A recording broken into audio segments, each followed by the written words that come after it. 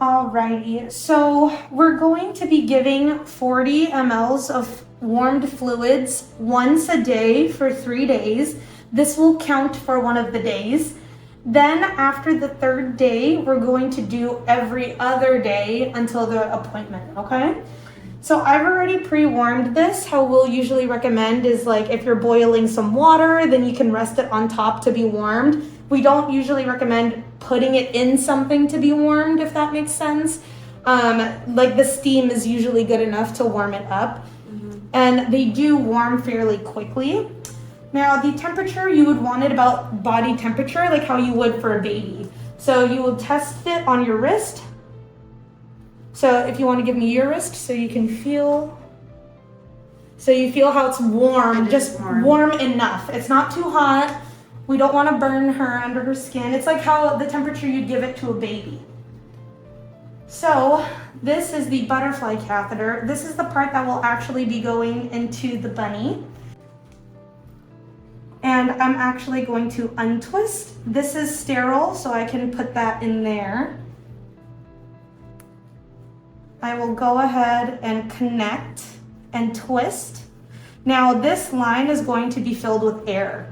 So we don't want to inject air. So what I'm going to do is I'm going to push the fluid until it comes out the tip here.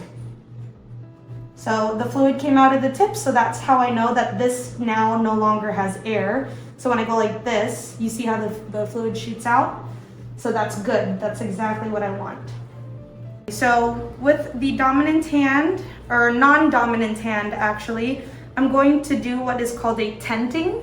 So I'm going to build a tent with her scruff. So you see how there's all this extra fur? That's where I want to poke. So when I pull up the skin, it's going to create a tent. So if you want to feel where my finger is, you can go ahead and poke. So you feel how that inside of that tent right there, that gap between the two folds?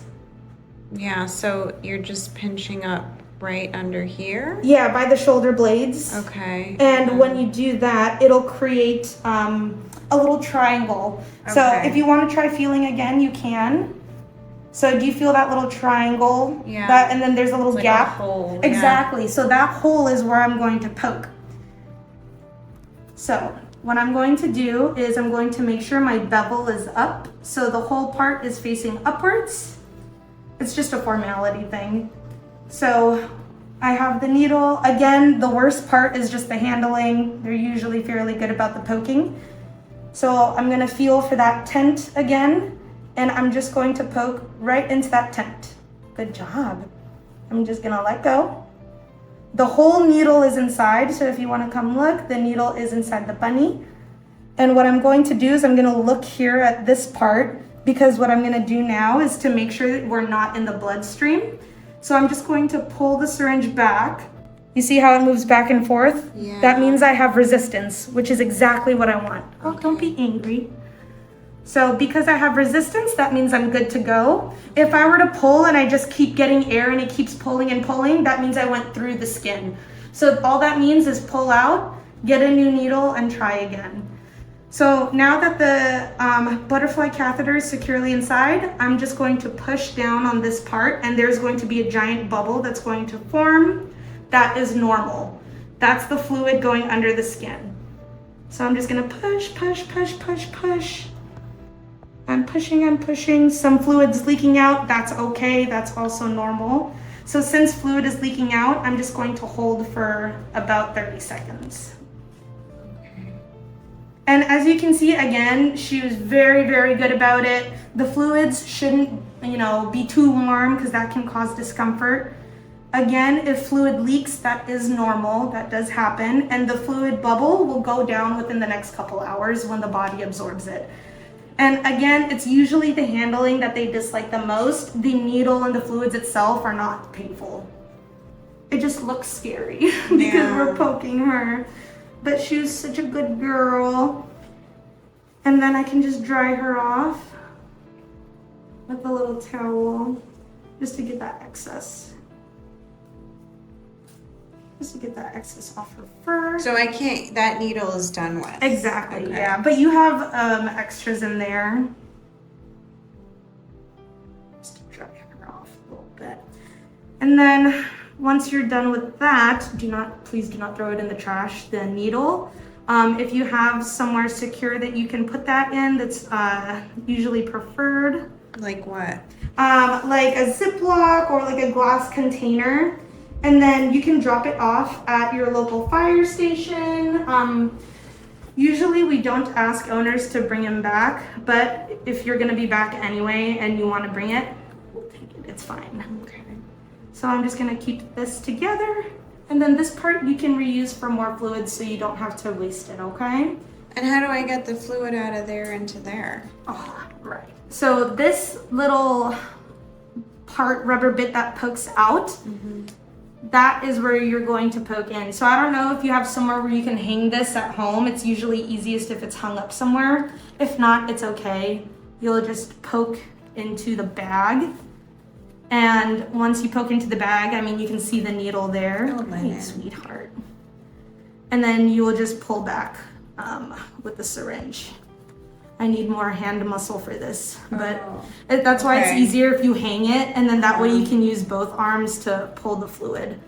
Oh, okay. And you just pull, Maybe pull. like hang it from the shower. Or something, yeah. And then if ever, for example, the fluid is too warm, so say, you warmed it up and you test it on your skin and you find it's too warm, that's okay. So what you can do is, because the fluid is sterile, you can actually inject the fluid back into the bag. So say it's really, really hot, I will put back maybe 10 or 15 mLs. So let's say I put it back, right? And then I'm going to re-pull up that 10 or 15 mLs. So essentially what's happening is I'm pushing out the really hot fluid and I'm pulling in the cooler fluid. And then after I have that fluid, I can go ahead and I'll kind of rock it back and forth to mix the new fluid and the old fluid that I had warmed up.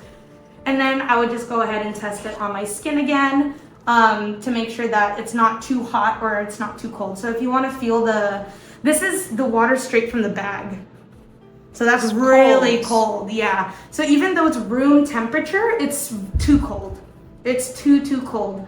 And how do you know when to stop warming it up? You'll see that the outside will kind of start getting steamy, some So condensation. you heat that up, not this? No, yeah. Oh, You don't okay. need just because if you were to warm up this whole thing, if it was too warm, it would be hard to cool it down. You know what I mean? But at least if you warm this bit up, that's why I pulled up 45 mLs. So that way I could have the 5 milliliters to test out on my skin, because we're giving 40. So that extra 5 will give me that extra fluid amount to kind of play with. Do I need it warmer? Do I need it cooler? And I mean, there's also videos online that are really good on YouTube you can look at. I mean, you can always ask for another demonstration appointment. We can always do another one of these. You're such a good girl.